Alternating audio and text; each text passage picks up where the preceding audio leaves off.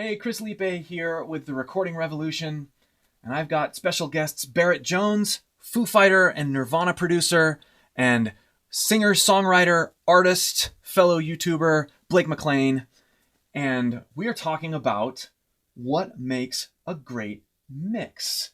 We're going to go through some technical aspects and things that are common in mixes that we like, but really we're going to be relating to how great mixes that we know and love impact us and why.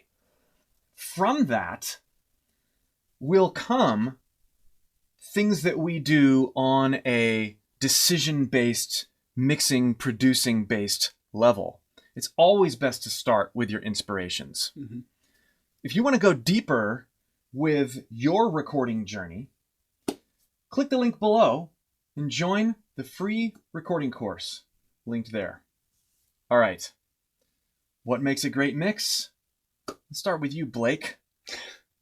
What's the mix on the top of your mind right now that hit you as, oh, this is a fantastic mix, and why? So here's the thing. For me, drums are the most important thing. Like, if the drum sound is good on a mix, it just elevates everything else for me. And honestly, I'm not going to lie, there are a couple that come to mind, but one of them was Nirvana Nevermind, because the drum sound is so crisp and so fat and good. Like, I mean, it's just... Present. Yeah, and you have 4 instruments technically, and that's it, in there. And it really just... There's a nice wall of sound there. Everything feels exactly like it was intended to feel, but the same can be said for, like, Fleetwood Mac Rumors.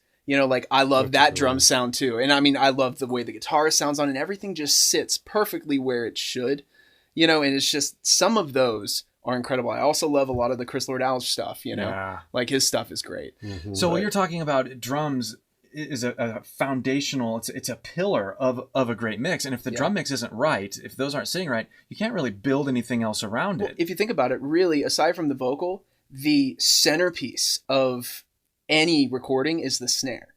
You know what I mean? The snare is the most important thing aside from the vocal, because you're going to hear that throughout the entire song. Yeah. And a lot of times it cuts a lot more than anything else, Well, what about you? What are your pillar mixes?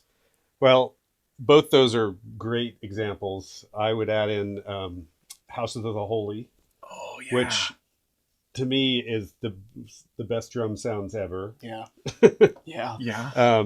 And it also has my favorite song of all time, the Rain Song, which has the perfect blend of really mellow, nice stuff to the big rock ending.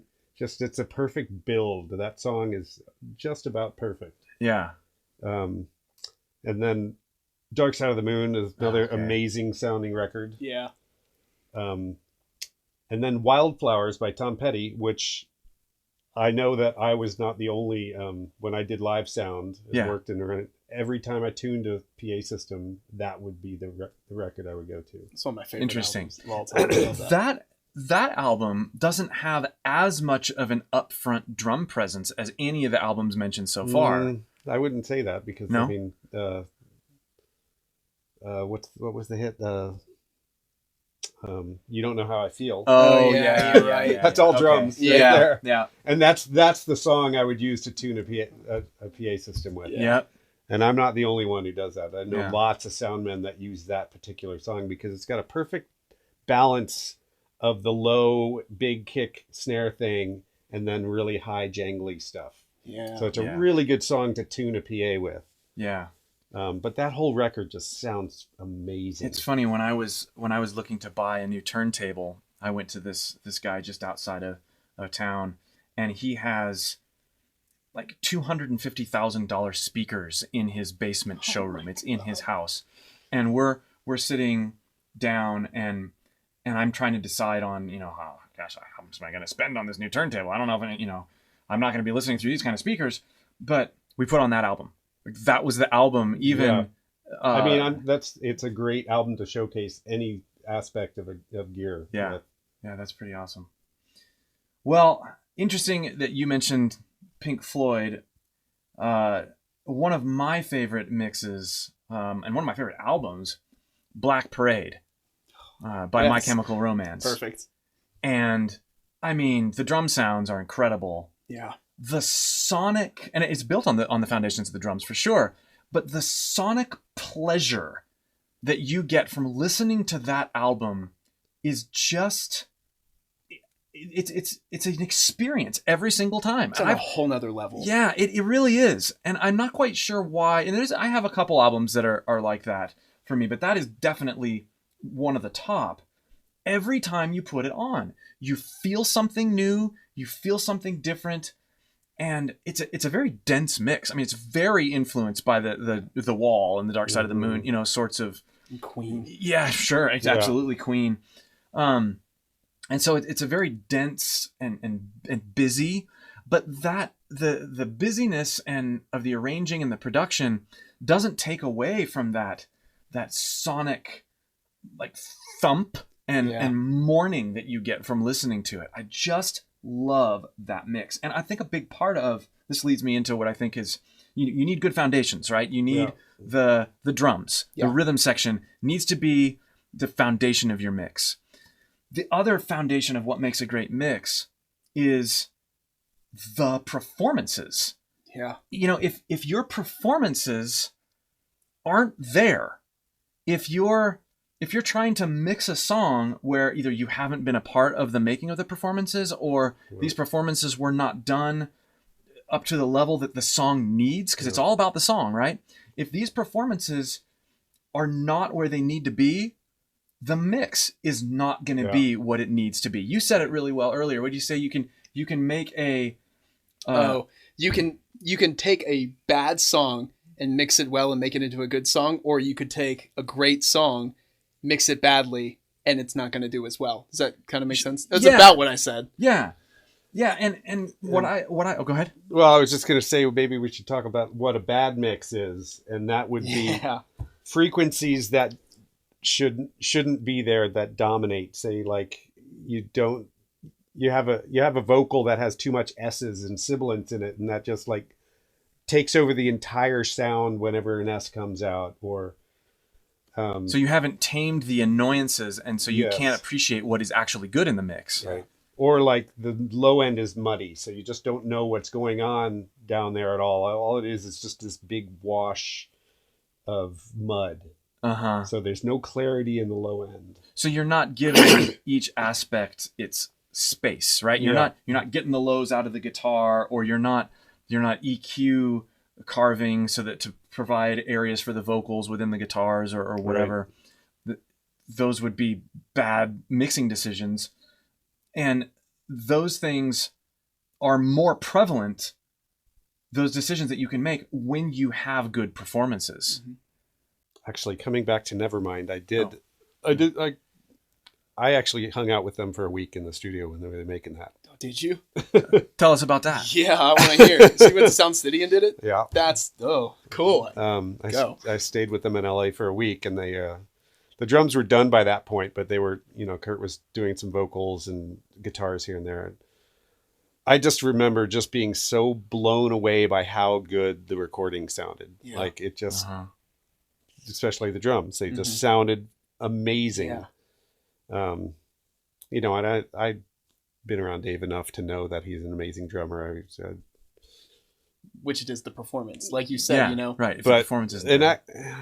Actually, that was the first time I'd actually heard him with Nirvana. Really? Because it was before I moved out to Seattle, and I'd heard the demos. I think I don't even think I listened to Bleach until I drove out to Seattle, so I hadn't even heard Bleach yet when I went and hung out with them. But